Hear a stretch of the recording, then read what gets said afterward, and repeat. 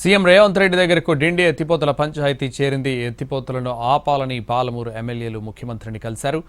నల్గొండకు ఇతర సోర్స్ ద్వారా నీరు తీసుకోవాలి తప్ప డిండి ద్వారా వద్దని జిల్లా ఎమ్మెల్యేలు చెప్పారు.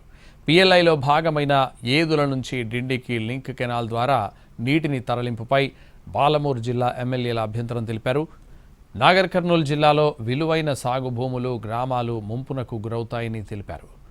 దీంతో మంత్రి ఉత్తమ్ కుమార్ రెడ్డితో కూలంకుషంగా చర్చించాలని పాలమూరు ఎమ్మెల్యేలకు సీఎం సూచించారు. భూసేకరణ ప్రక్రియ తాత్కాలికంగా నిలిపేశారు.